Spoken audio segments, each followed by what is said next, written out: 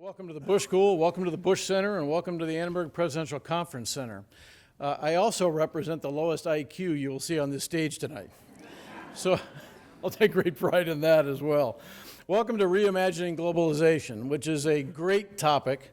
The students at the Bush School are all about serving their fellow citizens when they graduate, as are the students from so many other colleges across Texas A&M who are represented here tonight.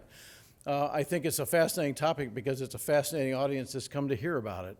But for our students, they want to serve citizens of their community, their cities, their states, and their world, but they can't do that well if they don't understand how those cities, those communities, those states, and especially those nations act and interact, both politically, socially, economically, basically globalization.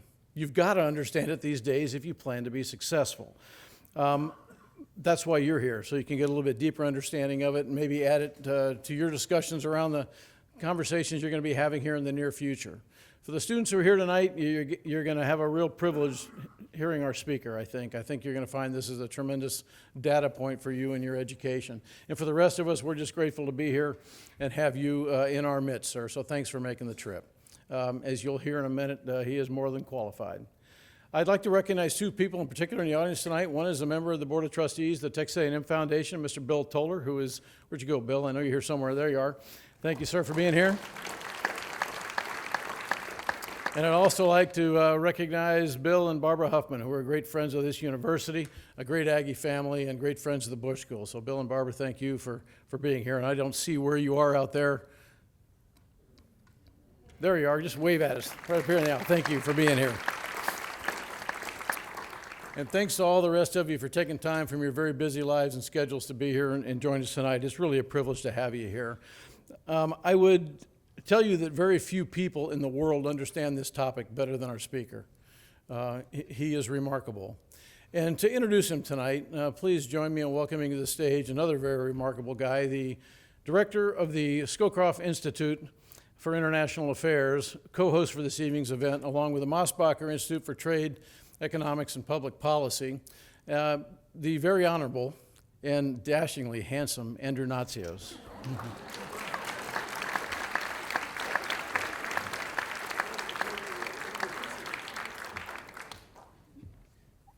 I was wondering who the dean was introducing.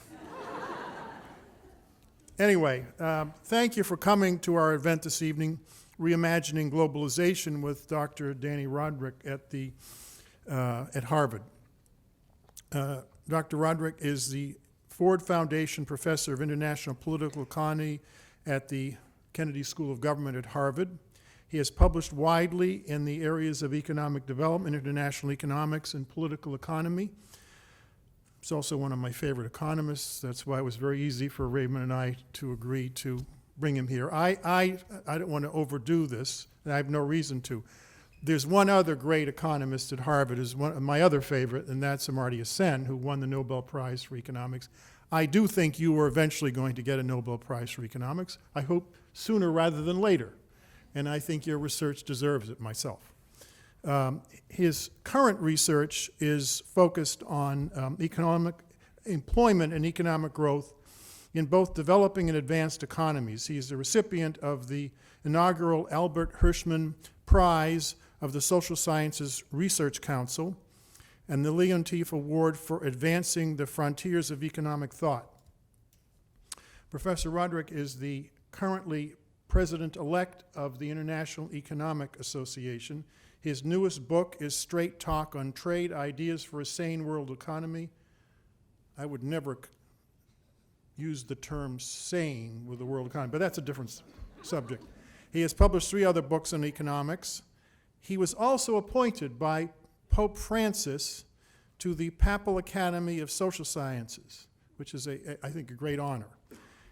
In his lecture this evening, he will describe how we can and should redesign globalization to better serve our economic and social objectives. I just found out this evening that our ancestors through different lines may overlapped in Thessaloniki, Greece. His family immigrated there 500 years ago to your grandmother's family? Right. I don't know how long we were there, but we were there a long time. So anyway, it's a pleasure to have you here, and we'd like to welcome you to the Bush School and the Bush Center, as the Dean has just done. Thank you.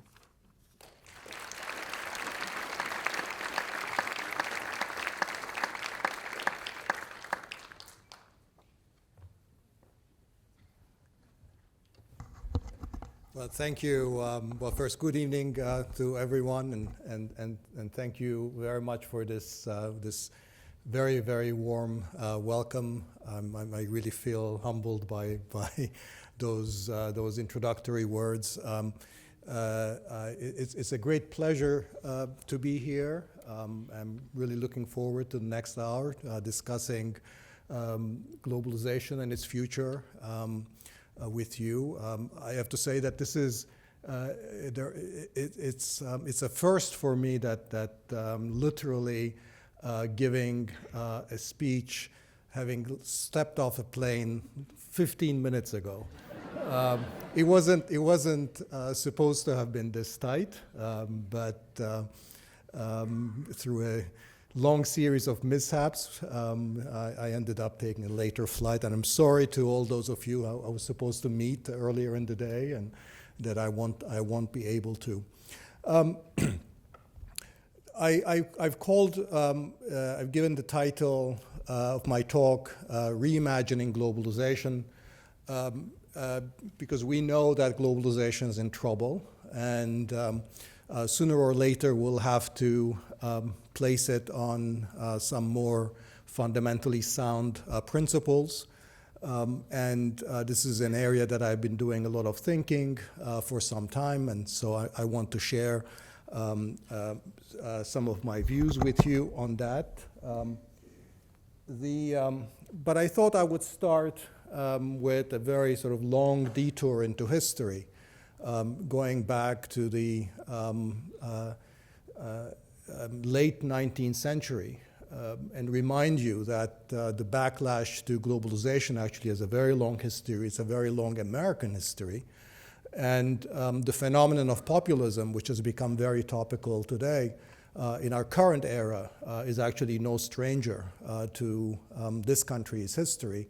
The original populists actually were was the Old People's Party in the United States, and one of their greatest spokesmen was this fellow, William Jennings Bryan, who gave in 1896, when he was nominated to be the Democratic Party's candidate for the presidency of the United States, he gave what is perhaps the most famous speech in American political history, where he decried the globalization of that era. And the most famous part of that speech is where he says, "You shall not crucify mankind upon a cross of gold." And he's referring to the gold standard, which was the symbol of globalization at the time. And the reason that the gold standard had become such a target of attack was the deep crisis that the farmers in the United States were facing. On the one hand, their prices being squeezed by reductions on world markets of the commodities that were being produced. On the other hand, the tight monetary policies, the tight credit conditions that the gold standard had imposed on the US economy, being linked to gold, being on a sort of a monetary standard that required a fixed exchange rate between the dollar and the gold, which prevented an expansion of the money supply. And therefore, farmers were being squeezed on the one hand by very high real interest rates and declining prices for what they produced. And this squeeze produced a kind of an agrarian revolt that resulted in these farmers' alliances in the southern and western parts of the country, and then found political expression in this populist movement in the United States. So I tell this story first because to remind us that that globalization at its height, as it certainly was at the end of the 19th century with the gold standard, typically produces a kind of a political reaction because of the adverse effects that it often has on large segments of a society. And this tension is something I'll come back to. But the second reason I bring this up is because to remind ourselves that globalization is something that actually doesn't come ready-made and doesn't fall onto our laps in fully formed in sort of way that's outside our controls. That the 19th century form of globalization, the gold standard, was in fact a very different kind of globalization than the current globalization that we have. And it was the product of different decisions that we made about the kind of globalization that we want to make. And that history reminds us that globalization is something that's fluid, that it can take many different forms, and that the shape it takes is something that's really under our control. And that's where the force of, I think, where the force of my remarks go as to what kind of agency we can exercise to redesign a better kind of globalization. Well, what kind of choices we do face when we think about globalization? There are at least three different dimensions that we would need to consider. One is, which markets are we going to globalize? Are we going to globalize markets for goods and services, financial markets, markets for labor? Second, how extensively should we allow the rules of globalization to reach behind the borders? Do we simply liberalize restrictions at the border, or do we engage in disciplines or arrangements that actually significantly have impact on our domestic economic and social institutions as well? And one of the fundamental reasons why the gold standard was so disruptive was that it wasn't simply having free trade, free capital mobility, free flow of labor. It was also that it significantly restrained domestic monetary policy, domestic credit market conditions in the United States. So it impinged on domestic policies in a much deeper way than simply opening up your borders to free trade in goods and capital. And this is an area where we need to make a lot of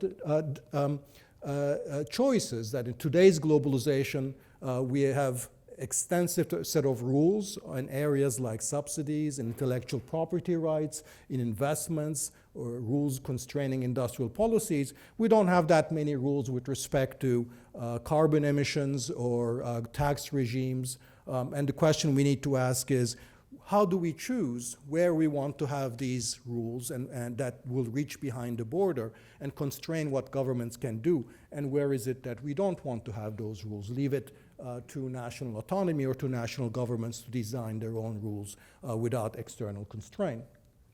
And third is we can ask, how should those rules be governed? You could imagine that we can have formal international agreements or formal organizations, multilateral organizations, that embody those rules and have some degree of enforcement power. Or we could imagine, as in fact was the case under the gold standard, that we don't have these global governance arrangements, but instead the rules are enforced through certain norms of good behavior that governments, national governments, internalize. After all, there was nothing that prevented the United States back in 1896 to get out of the gold standard. And in fact, FDR would do it 4 decades later without any external constraint. What prevented was, in fact, the rules, the informal rules of the gold standard. It was simply looked on as something that governments do not do. They do not violate the rules of the gold standard. So it was internalized in the behavior of the governments. It was no external enforcement, no global governance at all. So when we think about that way, there are in fact many different ways in which we can design globalizations. And here's essentially 3 different kinds of globalizations that we've had. And so on the rows are those 3 globalizations, and the columns are different choices that we can make along the dimensions that I've just listed. Are we going to liberalize the flows of capital? Are we going to liberalize the flow of goods and services? Are we going to liberalize labor flows? And how extensively should the rules reach behind borders? And should we have multilateral governance institutions? So as you can see, the gold standard aspired to not just free trade in goods and free trade in capital, but actually aspired to something we have not really aspired to in post-war models of global governance, or globalization, which was that it aspired to free flow of labor as well. And that's something that was very different than the kind of globalization we had. I've distinguished, as you can see here, the kinds of globalizations that we've had since the end of the Second World War in two different forms. And I think it's important to understand that the kind of globalization that we had in the first 3 or 4 decades after the end of the war, which is what I've called the Bretton Woods regime, was a very different kind of globalization that the post-1990 regime of what I've called hyperglobalization has been. In some sense, what we're going through are the pangs of the hyperglobalization regime. There are, I think, two critical differences between the kind of globalization that we had through the 1980s and the kind of globalization we've had since the 1990s. And most of those changes have appeared not because global rules have become more extensive per se, or global governance has become stronger, even though the World Trade Organization and regional trade agreements have become stronger. But most of these changes have really come through sort of the kinds of different rules of economic behavior that national governments have internalized. So it's been a lot through these kinds of norms, gold standard type norms that governments have internalized. One difference is that unlike the Bretton Woods era, financial globalization has been a goal. That is, a free flow of capital, particularly of short-term capital, has been a distinct mark of this hyper-globalization. And that has significant effects, of course. In large part, the global financial crisis of more than a decade ago was a product of this financial globalization. The austerity policies that have created a lot of problems, especially in Europe, have been a consequence of that as well.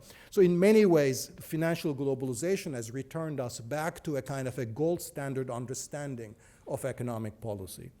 And the second sense in which I think the post-1990 hyper-globalization is different is that we have much more extensive rules that reach behind the borders. And I've mentioned some of them.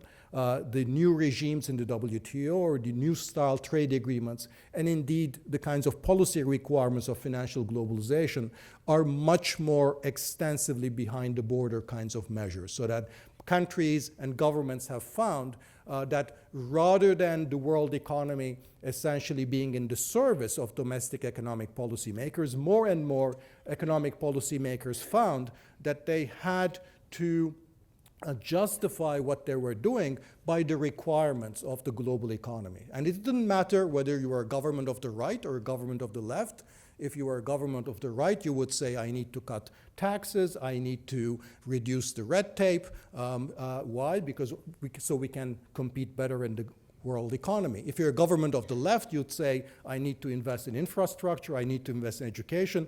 Why? So that I can become a better competitor in the world economy. So there was a big change in the kind of attitudes toward the balance between the national economy and the global economy, that unlike in the Bretton Woods period, when there was explicitly the world economy was viewed to be in the service of national, domestic economic and social goals, the priorities was reversed. And domestic economies became to be seen in the service, I think, of the global economy. So if we were to sort of go back to the drawing board without completely forgetting where we are, what kinds of things should we look for?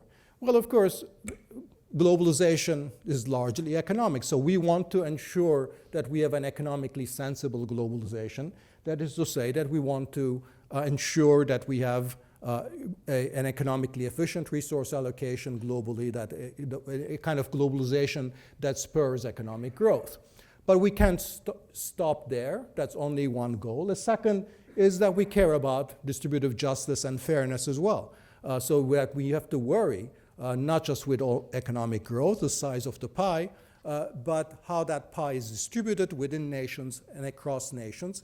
And equally importantly, the fairness of how that, perceptions of how that is distributed. And third, really about sort of the politics and accountability, to the extent that electorates want policies, regulations, institutional arrangements that reflect their own preferences. We want to ensure that the institutional arrangements that we put in place in the domestic and the global economies reflect those preferences. And here we're going to have to take into account that those preferences might be different across countries, that the kinds of economy and the rules that the French want may be very different from the ones that the Americans want, that might be very different from what the Canadians and the Japanese or the Swedes want. So making our institutional and policies accountable has got to be a third desideratum. Now, where do we run into problem is that in each one of these areas, we have tensions. In economics, we have a tension between what I would call the logic of Adam Smith and the logic of Friedrich List. Of course, you all know Adam Smith. It was all about the division of labor and the benefits of free market. Friedrich List, you may not know, but it was a German economist who argued that in countries that are not necessarily at the forefront of technology, that a certain amount of protectionism, certain amount of government help may be required to achieve technological sophistication, technological mastery. So you have a conflict between the free trade logic and the logic of intervention to achieve catch-up.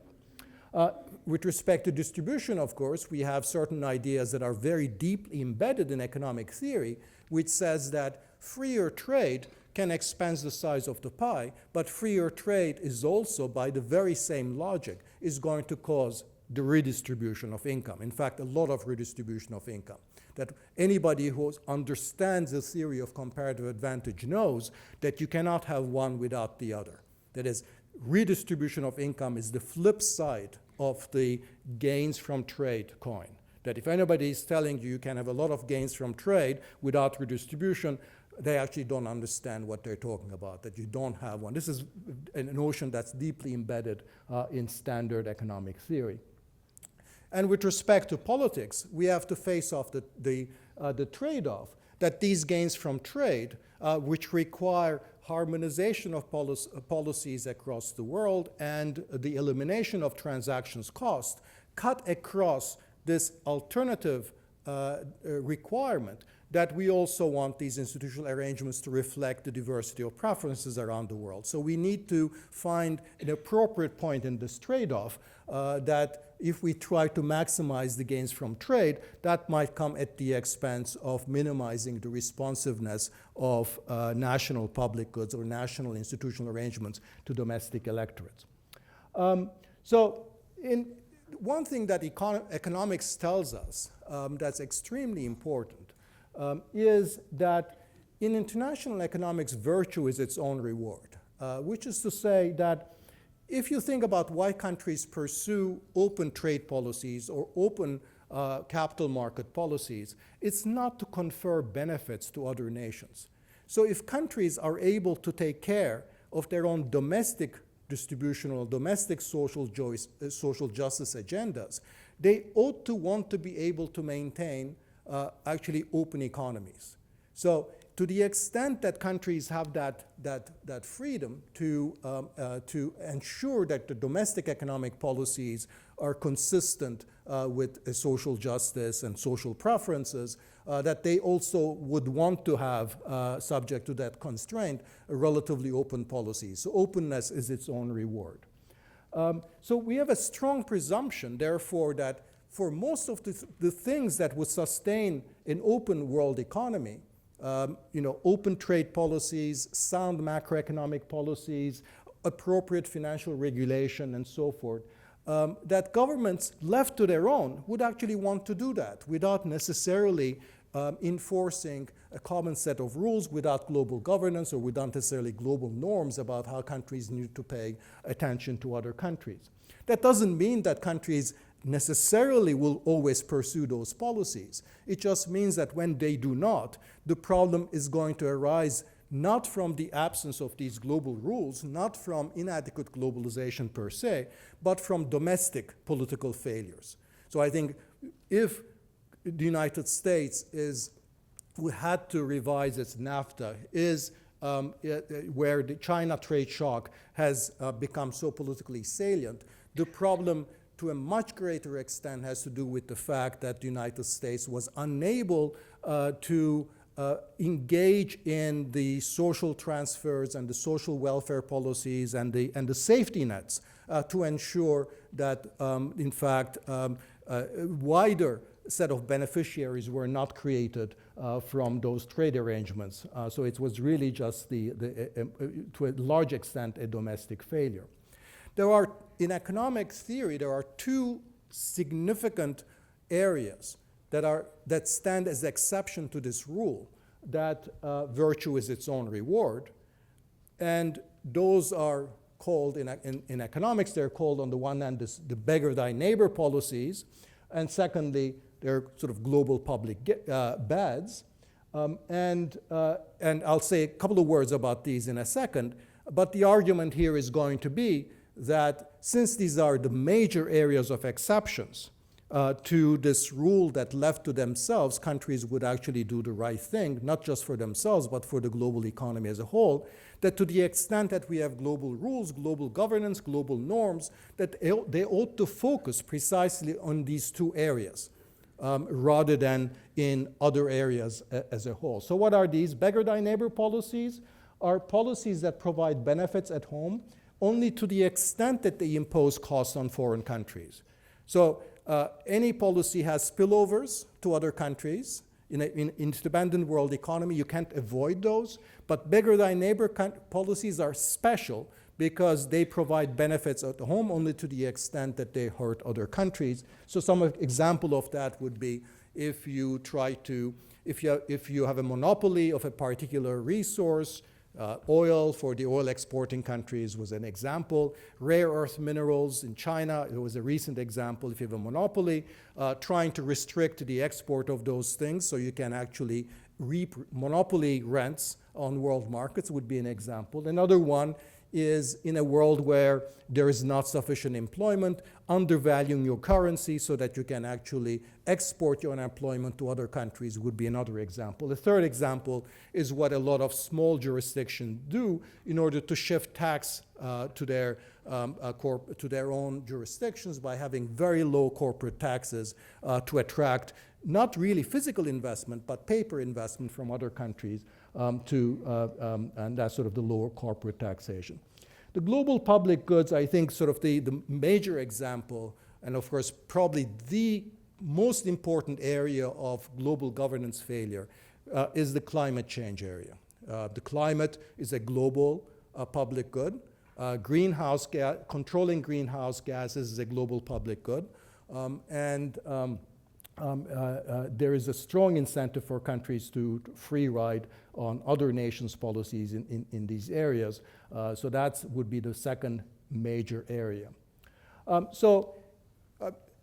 Putting all these ideas together, what we would want to do, therefore, is we want to have a kind of globalization that would produce economic benefits, generally to all rather than to the few. And that suggests that we want to focus on areas where the efficiency gains or the growth gains or the economic gains are the largest.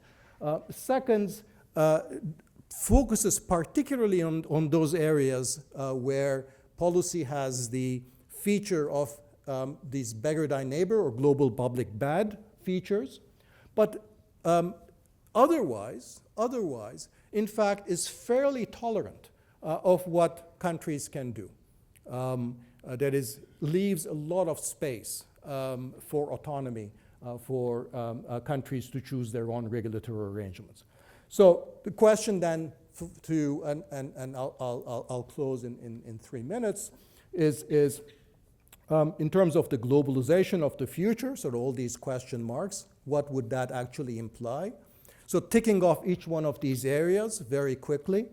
In trade, I think what it implies is that we need to retreat to what I call a kind of a peaceful coexistence model of trade relations, rather than trying to impose our own philosophies of how you do or do not do industrial policy, what kind of intellectual property rights you should have, whether subsidies should be allowed or not, whether state enterprises should be allowed or not. So these are all the issues that are very topical in the US-China trade dispute context. I think our general approach should be that unless you can make the case that there is a beggar thy neighbor element to your policies, that countries should be relatively free to do whatever they want in their domestic economic policies.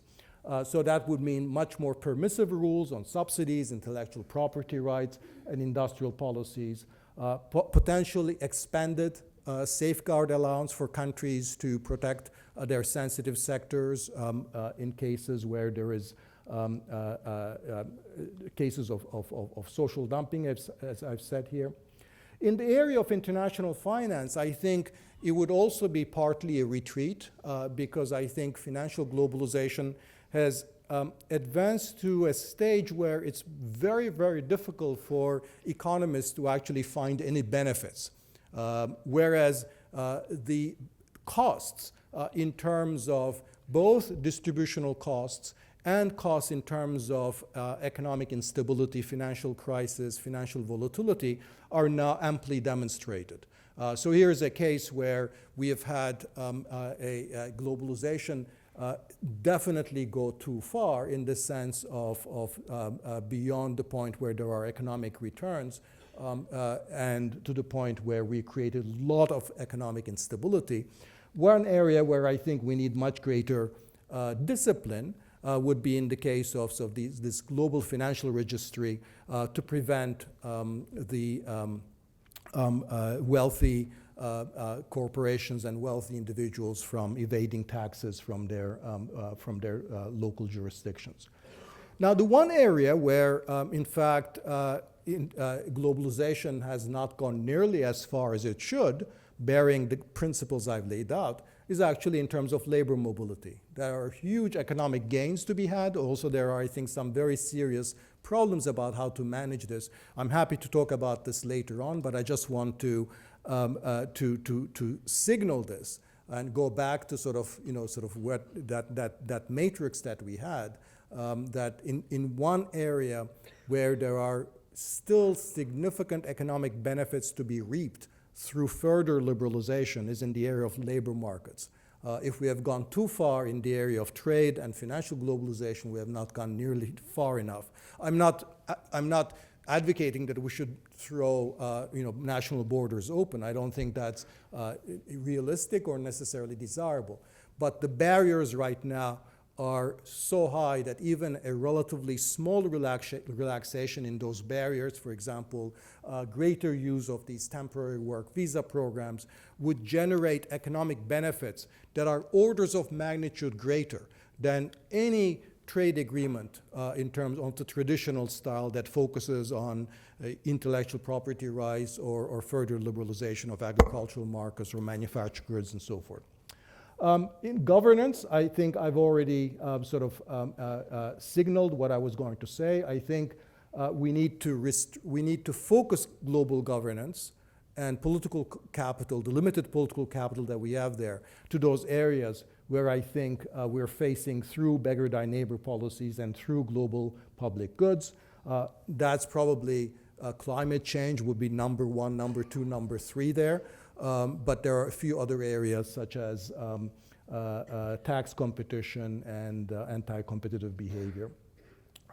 So finally, I think the general logic of my comments is that when we think about principles for the next stage of globalization, that we need to think about a thinner kind of globalization that paradoxically actually might be economically much more beneficial.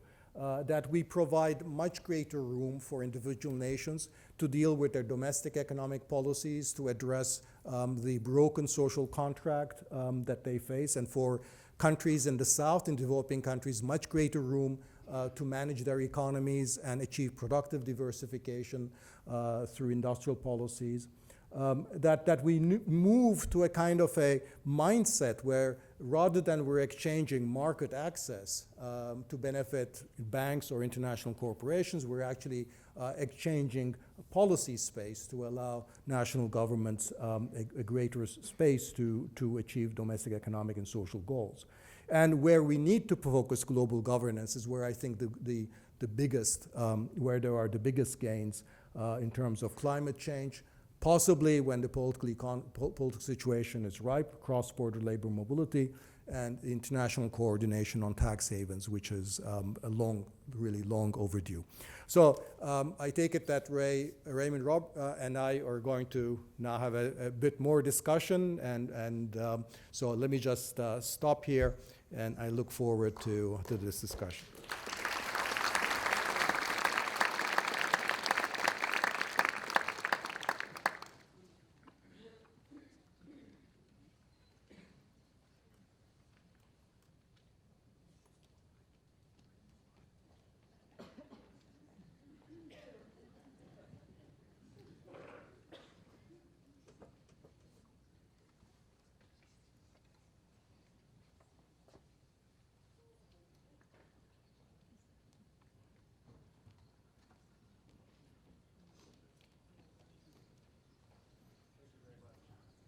Thank you very much to all of you for joining us tonight, and thank you very much, Professor Rodrik, for those very provocative and insightful thoughts on globalization.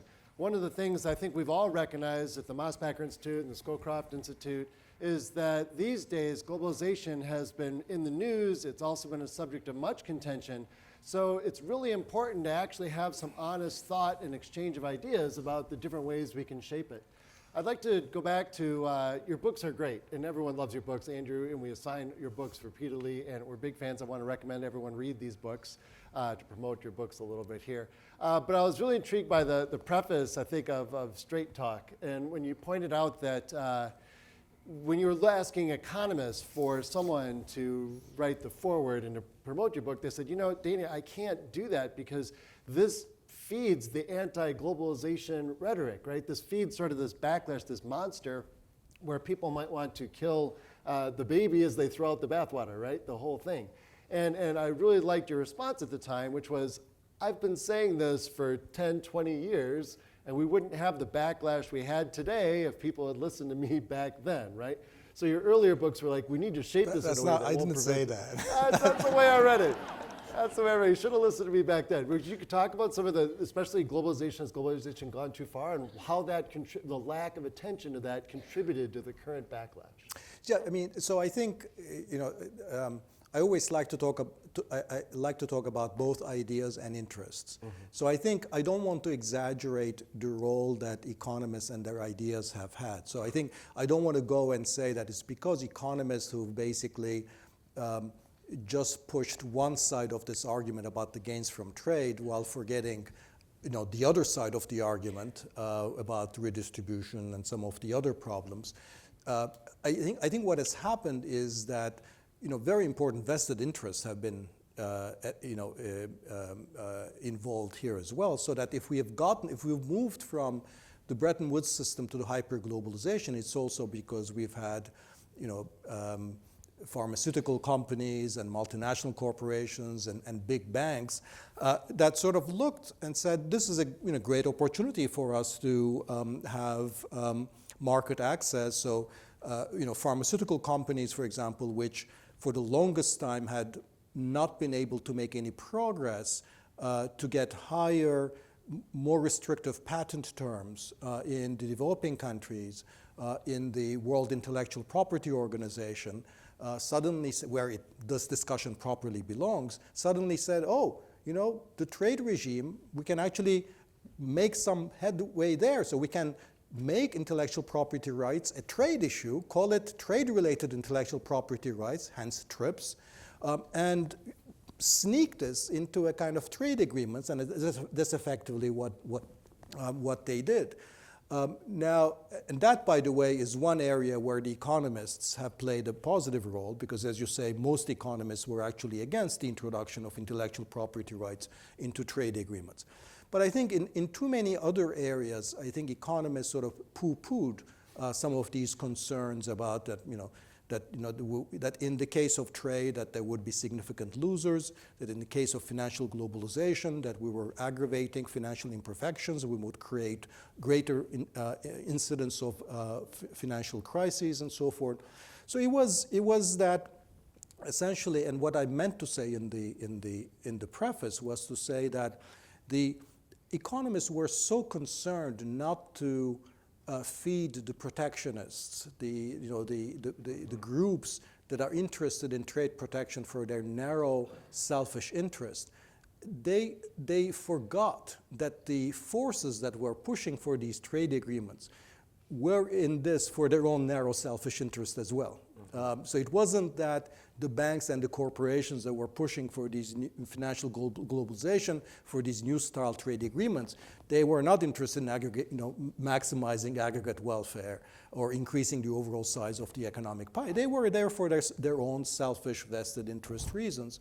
And I think that was the failure of economists, not to see that the barbarians are not only on one side of the argument, that there were barbarians on the other side as well. Yeah, and you make that point about how trade agreements have become increasingly complex and lengthy over the last 10, 20 years as these provisions get added, and the benefits of adding those provisions might not be positive. That's your argument, right? Yes, I think that unlike the standard, the old style GATT trade agreement. So what happened in the GATT? You and I got together, and you reduced your trade barriers, I reduced my tariffs, and you reduced your tariffs. And the standard argument for trade is that we're reaping the benefits of gains from trade compared to it. So both of us are better off as a result. Now, in this new agreements, what we're doing is, let's say, if I'm the United States and let's say you're a developing country, I'm saying that you should make your patents or your copyrights, move them in a more restrictive direction. Now, there's no theory that says that, that might benefit my pharmaceutical firms, but there's no economic theory that says that you are going to be better off because the economic circumstances in a developing country with respect to technology transfer is very different. Or for that matter, if I say that, a century ago I used a lot of industrial policy, that's how I got rich, but now I don't really believe in industrial policy so much. You're trying to get rich and catch up, but you should not do any industrial policy, and we're going to write that in a trade agreement. Maybe that's good for me because it opens up your market to you, but there's no guarantee that you're going to be better off if you can't subsidize your infant industries, or if you do not have certain restrictions on foreign investors in terms of how they have to share technology and so forth. So these new elements where we're imposing sort of these policy regimes, whether it's in health and safety or in services or intellectual property and investment, so they're not like the old issues where we as economists can say there's a strong presumption of mutual gains. Then it really becomes very much a kind of political horse trading.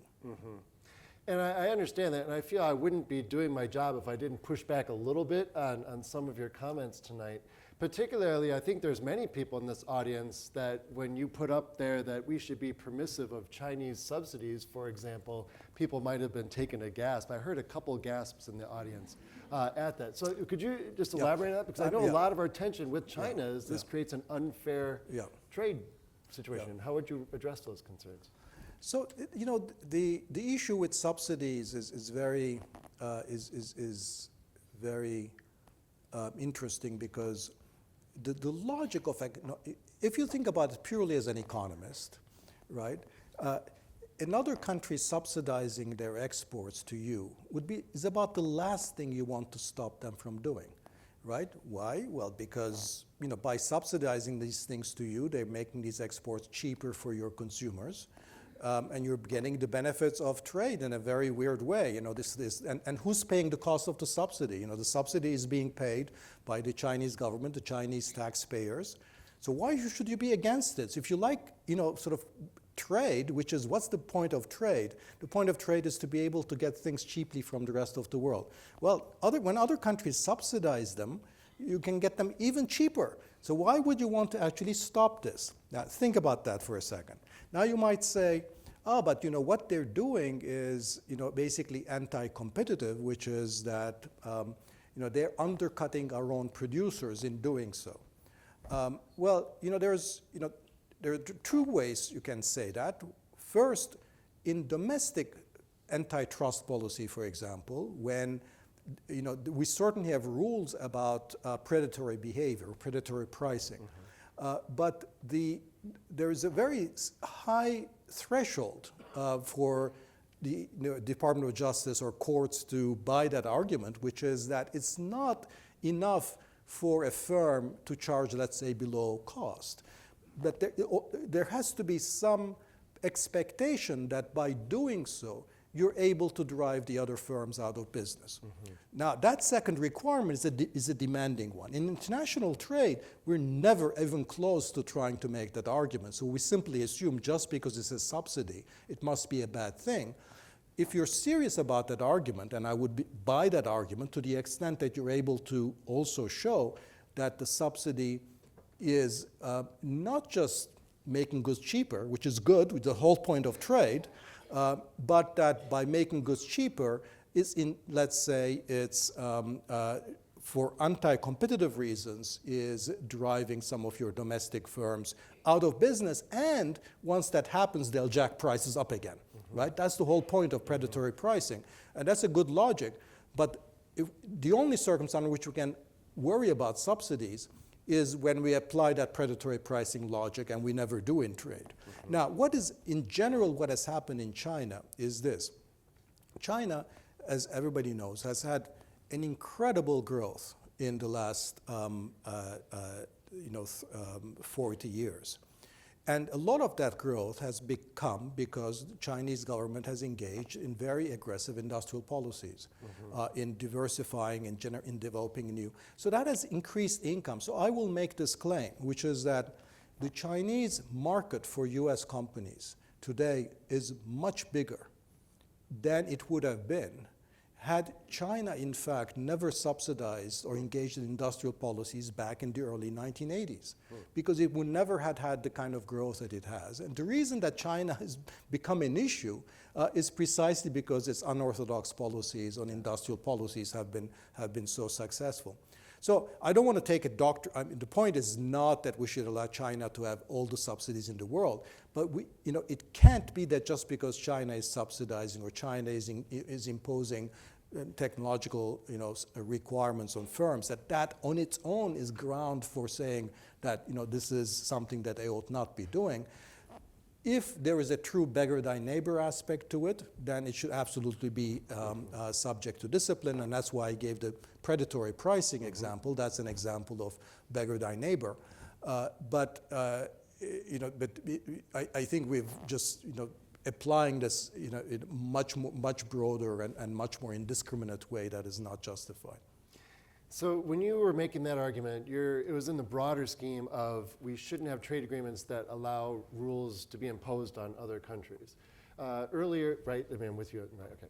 Yeah, so earlier today, the Mosbacher Institute had the privilege of hosting the Right Honorable Member of Parliament, Conor Burns, who was appointed by Boris Johnson to be the Secretary of Trade for State for the United Kingdom. And he actually was describing Brexit in the same language that you were saying, that we were having these rules imposed on the UK by the European Union, and that we wanted to exercise national sovereignty. So is that the way you see Brexit, as a movement in the same kind of way you're describing, that countries are backing off from having these rules being imposed on them? Well, I think there was a legitimate grievance.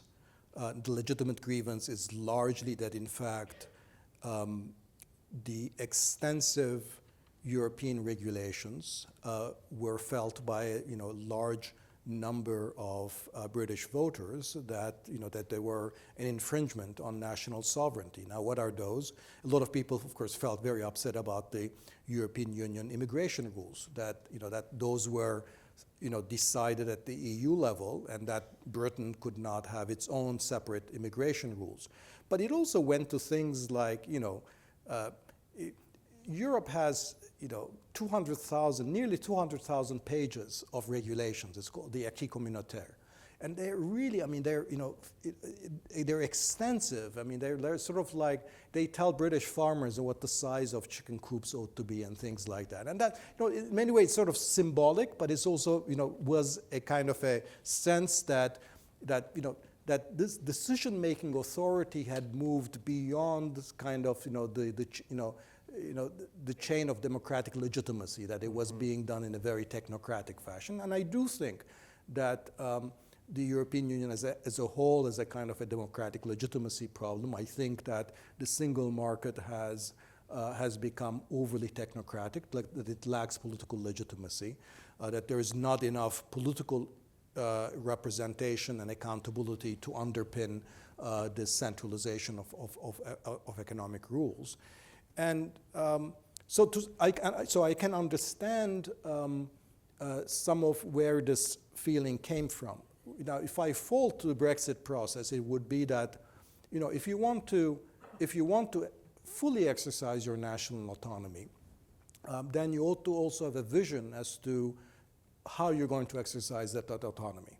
I think the Brexiteers and the Conservative Party was never able to articulate a kind of a full-fledged sort of, this is the kind of social and economic model we want to have, and this is why we can't have it, because of these rules that we have. I don't think that case was appropriately made. Now, there are some in the Conservative Party who would say that, well, we want to be Singapore, so we actually don't want these regulations. We want free trade, but free trade at the border. So that's like a complete absence of trade restrictions at the border, but we don't want any other transnational body to tell us what the size of our chicken coops or what how many fish our fishermen can catch and things like that. But we're going to have a very light regulation kind of a society. But I don't think that they really even believe this. So I think there was an absence of an articulation of a growth model or a vision. And if you're going to bear the cost of Brexit, because there are economic costs, you are reducing the gains from trade, I think you ought to have also a vision of how, what kind of a society you want to have. And I think that was never fully articulated, I think. Well, that actually raises another question. I'm just wondering if you have any examples of countries that have successfully shape that kind of vision that you've outlined tonight? Are there any kind of countries that you would look to, like look at Japan did it this way, or Korea, or you know what I mean? Singapore you mentioned a little bit, but I'm not sure that's the model you'd like to emulate, right? No, I think all successful countries, I think, have largely, managed to leverage the world economy, but leverage the world economy in the service of their national goals. I think, to some extent, all countries in the Bretton Woods era were engaged in that. That European countries erected their welfare states and did so while trading a lot. It wasn't like under Bretton Woods you didn't have long-term investment or long-term trade. You had it, but there was a different set of priorities. I think today, probably in Europe, it would be like, Switzerland is a country that has, resolutely decided to stay outside the European Union. Now, they buy into many of these regulations as the price of maintaining sort of access to markets and so forth. But they reserve the right to themselves to opt out to any of that. So, if a referendum goes in a direction that says, well, we don't want, these, immigration rules, then we don't get them.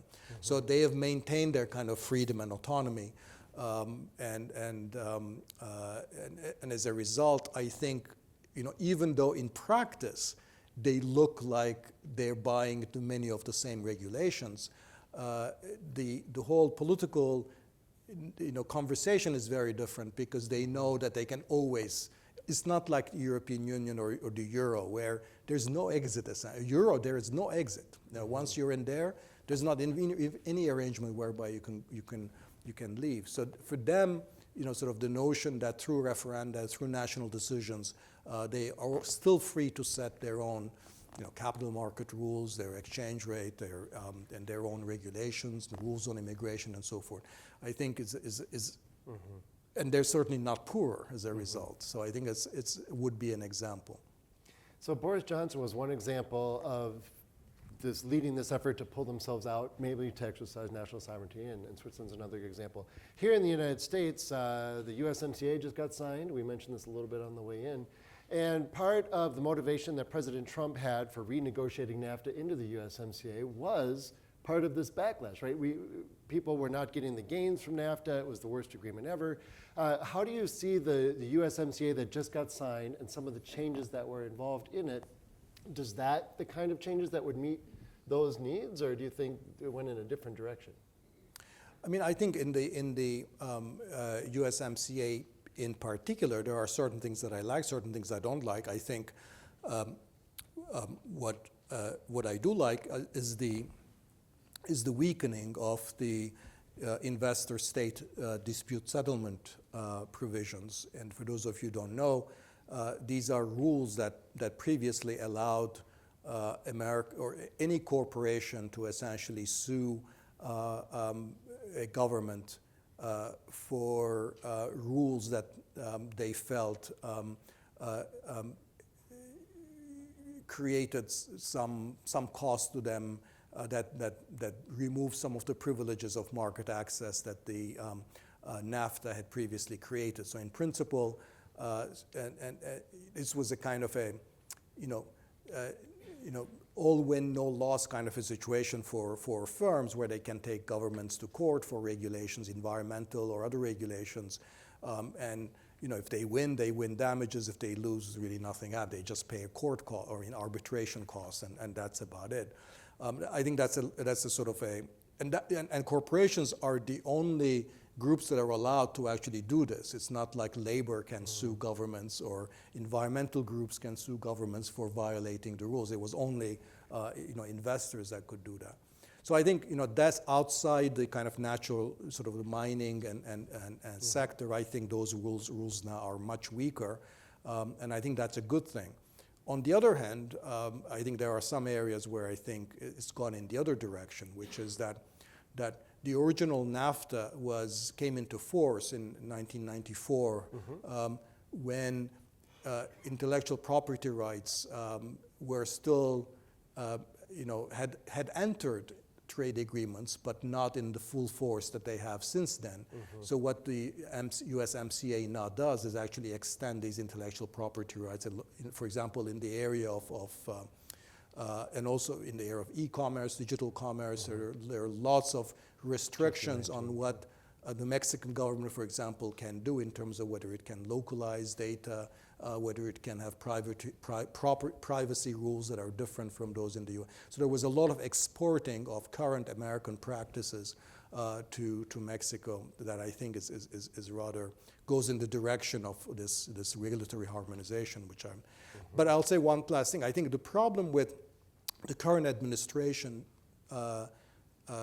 approach to trade is that it essentially views trade agreements as essentially a kind of a zero-sum thing, which is that whatever you gain, I must lose. Yeah. Whatever I win, will be a negative for you. So in many ways, this is like it continues the tradition of trying to open the markets of other countries for U.S. corporations, U.S. banks, rather than seeing that just like the U.S. wants its own freedom, its own policy autonomy, that other countries want their own policy autonomy too, that there are the mutual gains that exist there, not in terms of just gains from trade, but also gains from a certain degree of policy space as well. So I think that notion that there are sort of mutual gains in these trade agreements, I think is lacking in the current approach. So I just want to make sure it's clear, because I know this economist wasn't quite clear about that you described in your preface, that free trade's still a good thing, especially free trade at the borders, right? But some of the recent overreach and the agreements are what's been causing problems. And so it would be inaccurate to characterize you as an anti-free trader, right? That's clearly not right. Yeah, no, I'm not. I mean, I think that I like free trade most when it comes with robust safety nets, and in some cases with very robust safeguards. So I think I would extend the current safeguards regime in a direction that is also able to, for example, countervail against what could be called social dumping. We have currently rules that prevent firms, that protect domestic firms when there is anti-dumping, when there is dumping. So this is kind of like the predatory pricing kind of an example. But I think we also have rules that we should have that, just like we don't allow, we don't extend the privileges of free trade to, let alone, slave-produced trade, but we'll, current rules of prison, produced trade goods, right? If goods are produced in prison, they're not, they don't come under, countries can legitimately put trade restrictions. But on the other hand, if our domestic workers are competing on world markets with workers in countries where, labor rights are severely violated, we need to really consider the fairness of whether it's right to put our workers into direct competition with workers that are being very, very unfairly treated, where labor rights are badly repressed. So I think it's completely acceptable in my mind to extend our current safeguards regime to cases of labor rights violations or abroad or severe environmental damages abroad. Well, you've given us so much to think about, and it's very insightful. Please join me in thanking Professor Rodrik for tonight. Thank you very much. We do have a token of our appreciation for you. This is a special gift for you. And we'd also like to present you with this plaque in honor of your visit, and hope you'll consider us part of your family now, because we consider you part of ours. So. Well, thank you. Thank you. Very much. Thank you so much. Hopefully you'll come back.